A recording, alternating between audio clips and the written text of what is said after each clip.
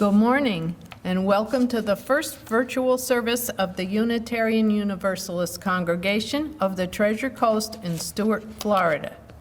This morning, our new music director, Bruce Ruby, will play the Prelude in C Major by Johann Sebastian Bach.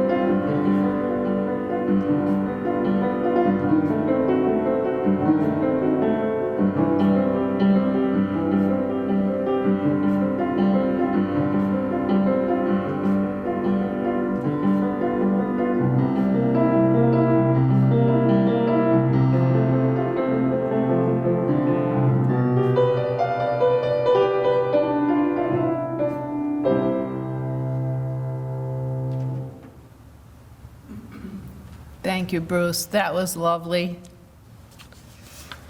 My name is Judy Clow, and I'll be your worship associate this morning, assisting Reverend Dr. Paul Johnson.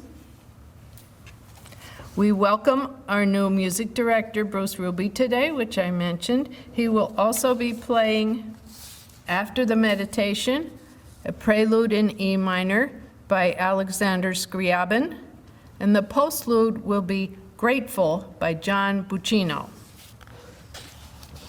Our video technician, Chris Magon, has had a very busy week getting this broadcast ready. Thanks to all of you and to Debbie Pelshire, who has lent us the wonderful cameras and equipment, to Diana Dean, Janet Grote, Regina Wood, and others on the board. We are a welcoming congregation, and we welcome all sorts, genders, colors, and backgrounds. Today, instead of touching elbows in the sanctuary, as we've been doing for a few weeks, perhaps you wish to call or contact friends and family near and far. Our connections are vital. Announcements are found in our Friday email newsletter. There's a few more today. The church administrator, Debbie Pelshire, is available Monday through Friday from 9 to 3 in the office. You may call the church. Group meetings are canceled except for the feeding of the homeless with Ken Teixeira. You're also able to call our minister, Paul Johnson, at the office. If he is not there, Debbie will give you his cell phone number.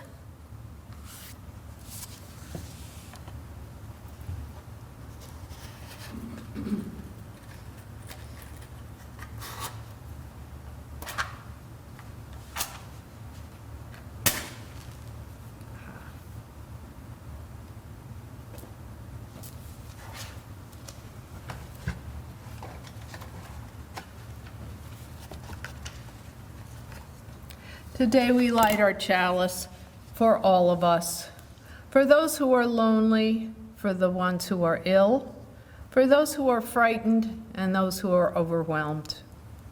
May the light of our chalice and of other chalices all over the country and the world give us comfort in a time of uncertainty.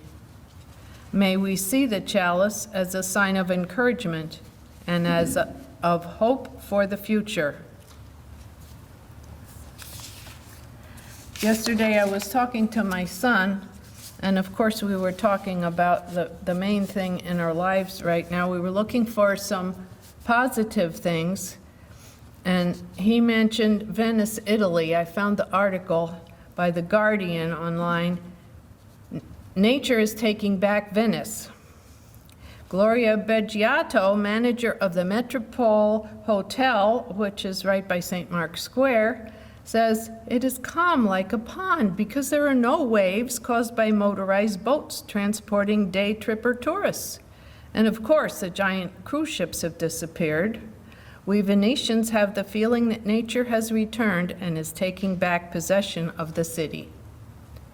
I honestly believe we should take the opportunity of this lockdown to reflect and see how we can be more organized in the future to find a balance between the city and tourism. There was even a picture of a duck. There was jumping dolphins in the canal. Someone had put up a sign by a Vaporetto stop that was now closed. It says, "Don't tread on the duck eggs."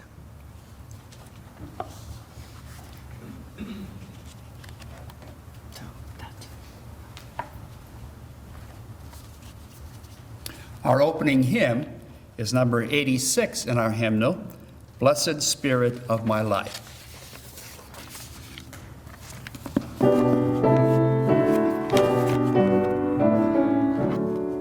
Blessed Spirit of my life, give me strength through stress and strife. Help me live with dignity, and let me know serenity. Fill me with a vision, clear my mind of fear and confusion. And when my thoughts flow restlessly, let peace find a home in me. Spirit of great mystery, hear the still small voice in me. Help me live my wordless creed as I comfort those in need. Fill me with compassion and be the source of my intuition. Then when life is done for me, let love be my legacy.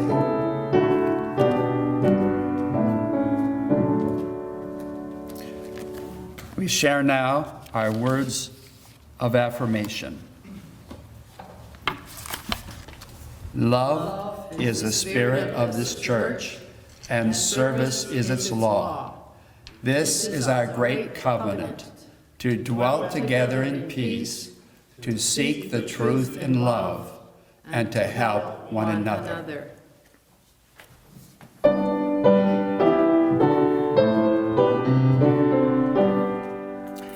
From all that dwell below the skies, let strength and hope and love arise. Let beauty, truth, and good be sung through every land by every tongue. Amen.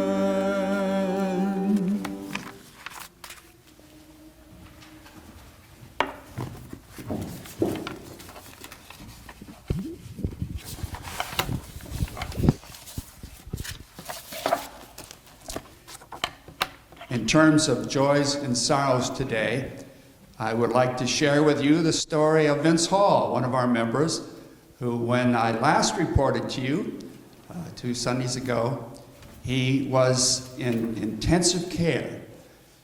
When I visited him a week ago last Friday, he was out of intensive care and speaking freely, and we were so pleased to see this improvement. So that's our joy. Our sorrow is that Phyllis and Vince have headed back towards Hartford, Connecticut, and we won't see them until their sojourn next year to sunny Florida. So we remember Phil and Vince this morning and wish them very, very, very good health, and we look forward to their return.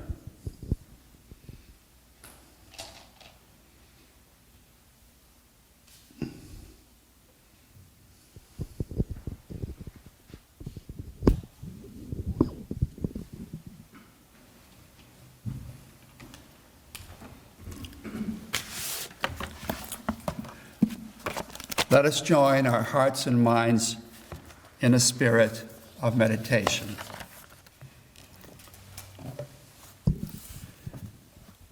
Spirit of community in which we share and find strength and common purpose. We turn our minds and hearts toward one another, seeking to bring into our circle of concern all who need our love and support at this time. Those who are ill, those who are in pain, either in body or in spirit, those who are lonely, those who have been wronged. And we think especially today of Vince Hall. For we are part of a web of life that makes us one with all humanity. We are grateful for the miracle of consciousness that we share, the consciousness that gives us the power to remember, to love, and to care for each other. And thinking of these things, let us be together for a period of silence.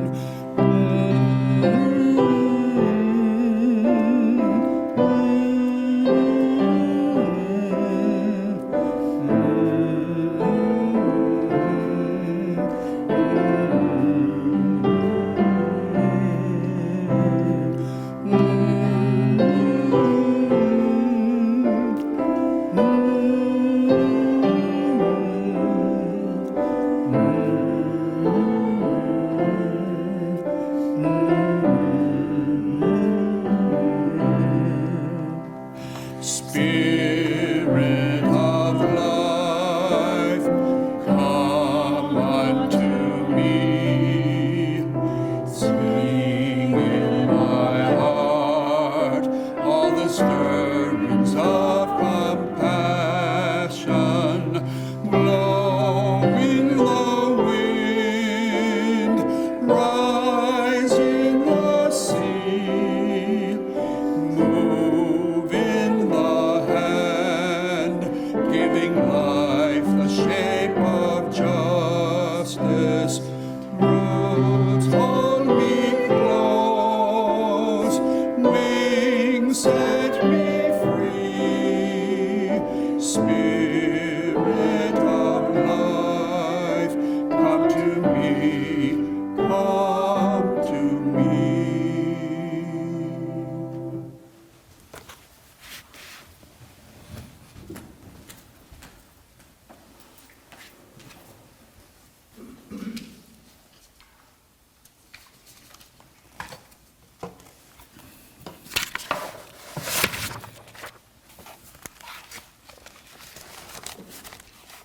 My announced sermon topic for today was Happy Birthday to Us on our 25th anniversary.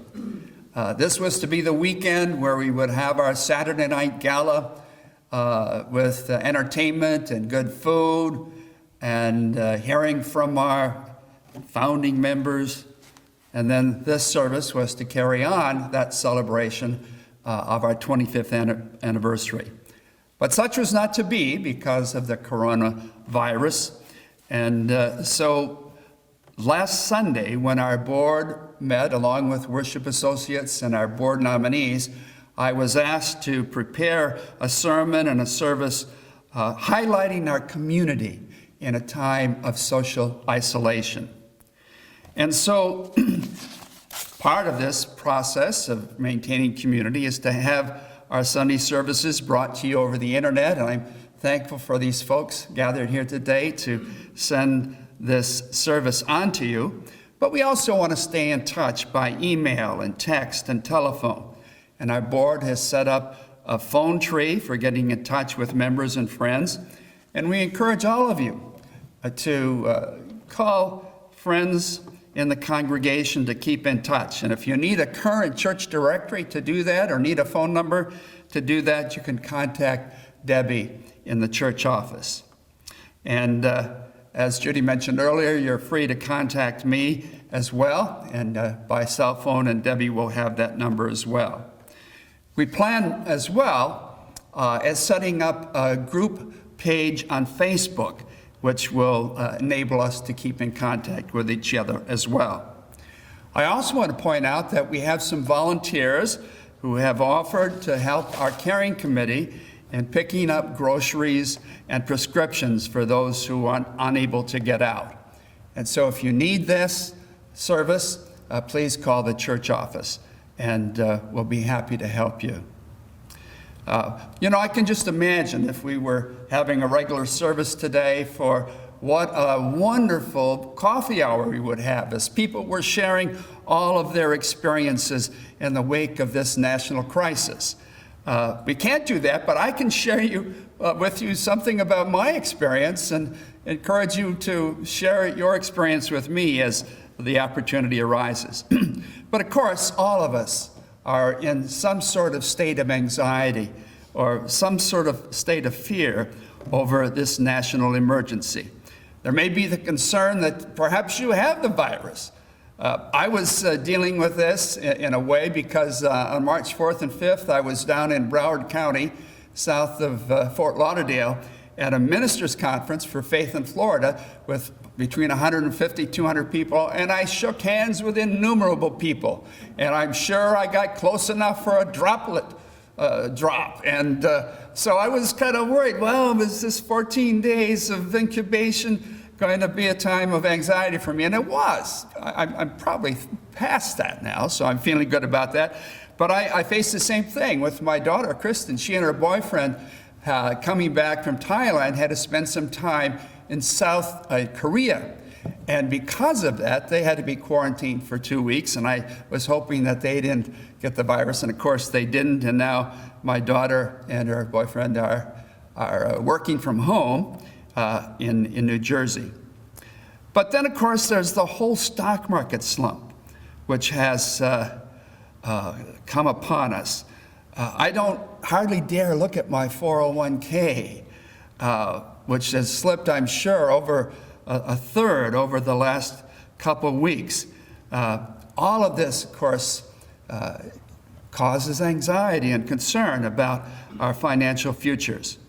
I wonder if my daughter Kristen and son David will be laid off from their jobs in the economic slump which we're about to experience. But think of our economy now as hundreds of thousands, if not millions of people are being laid off for we know how not long. And of course, day after day, we hear the dire statistics from Italy. Just yesterday, more than 700 deaths. And so anxiety is part of this whole package, as well as anger. I'm angry at the lack of preparation of our government for this crisis. Comparing ourselves to South Korea is very instructive. We both had our first cases about the same time in the latter part of January.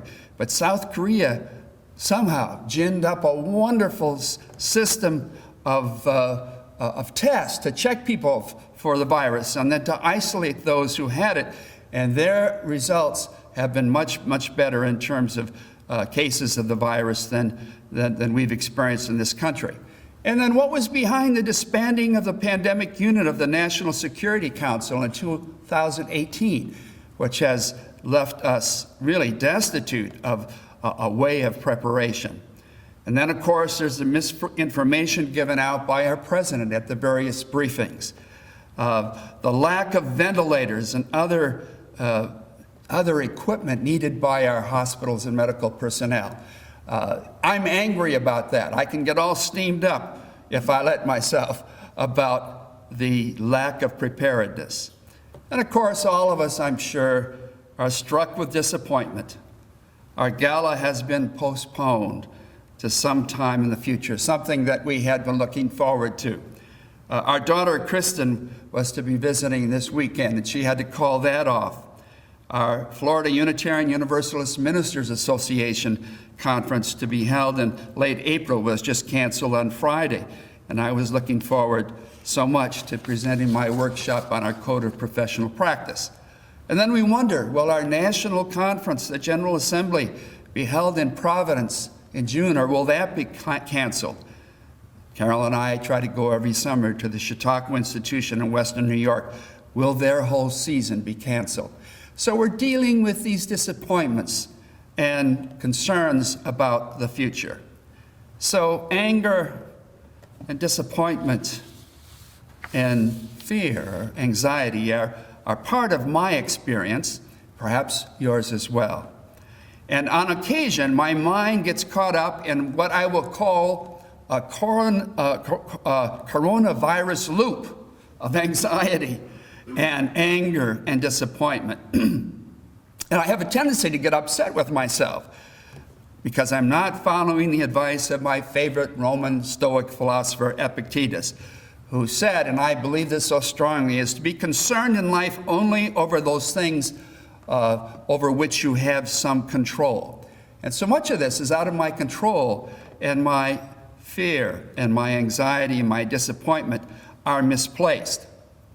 So I'm upset with myself. But at the same time, I forgive myself. I've never experienced this before. None of us have this sort of nationwide virus epidemic. We remember SARS and H1N1 and Ebola, but they didn't strike so close to home. The closest thing I can remember is the polio scare when I was a child, and my parents would let us go swimming or go to the pool for fear of that. So when I'm feeling overwhelmed by this coronavirus loop, sometimes I'm able to take some deep breaths. I'll just take a deep breath. You did that very well, Chris, our cameraman. And think about something else.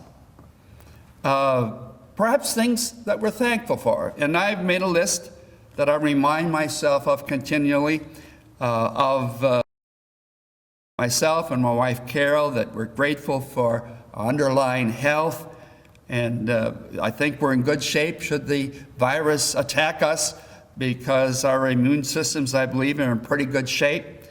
I'm pleased that I can go for a walk around the lakes in our complex every day without any close social interaction. Though some folks do gather and talk to each other in small groups. I don't know if I should tell them not to do that, but I'm not doing that myself. And our children, David and Kristen, are doing very well. As I mentioned before, they can work from home, and it's unlikely at this point that they'll be adversely affected financially. Both my wife and I have a high degree of financial security. Even if the stock market should go to zero, we wouldn't be completely destitute. And I'm thankful for my UU faith. You know, if I was right now still in the faith I grew up in, evangelical Christianity, I would be plagued with the question, how can an all-powerful and an all-loving God allow this to afflict people? Would it be a sign of his judgment or displeasure?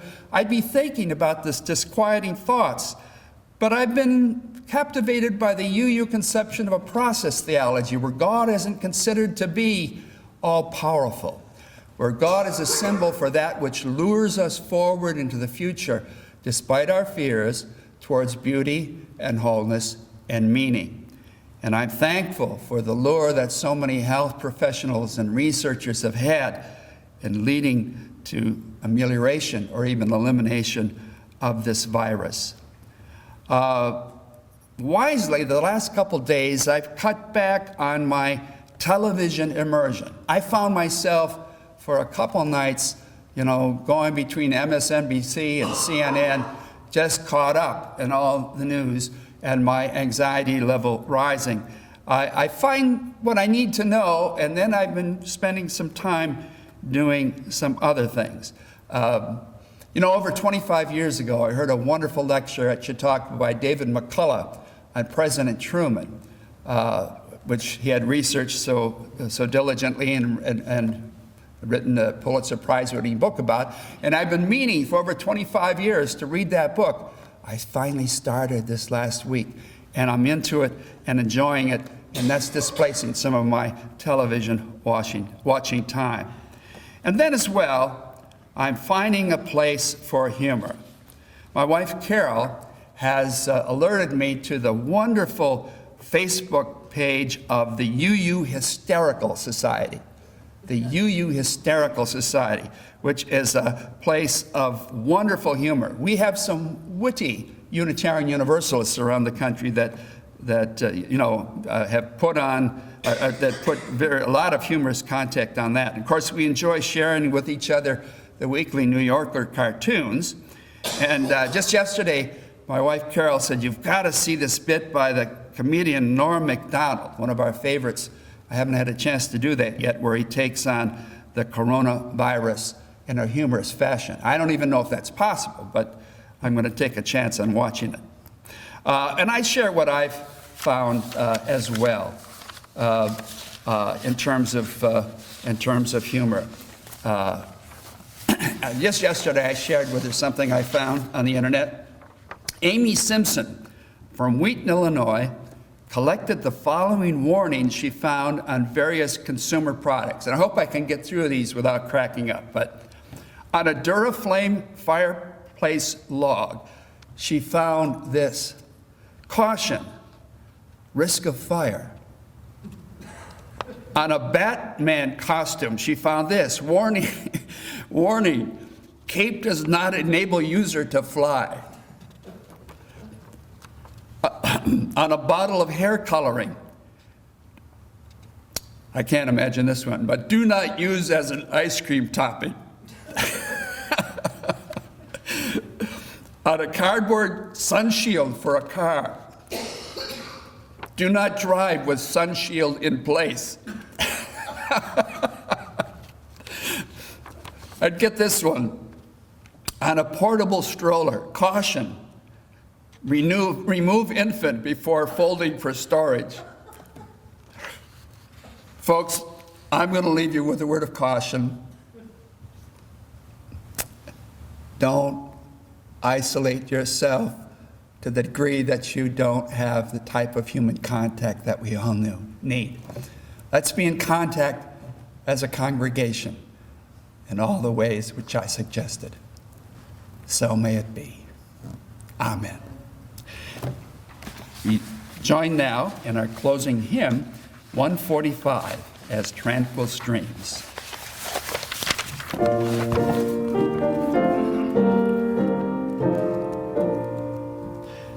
As tranquil streams which meet and merge and flow as one to seek the sea, our kindred fellowships unite to build a church that shall be free.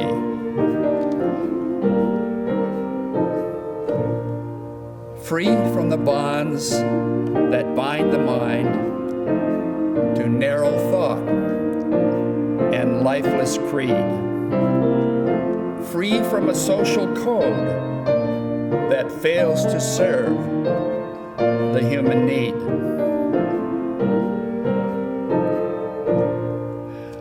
A freedom that reveres the past, but trusts the dawning future more, and bids the soul in search adventure boldly and explore. Prophetic church, the future waits your liberating ministry. Go forward in the power of love. Proclaim the truth that makes us free. Now, the blessing of truth be upon us, the power of love direct us and sustain us, and may the peace of this community preserve us until we meet again. Amen.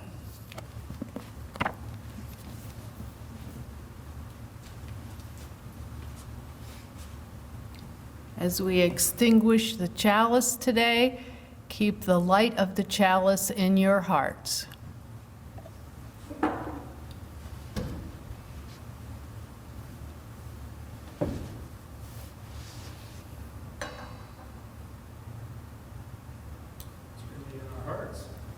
It is.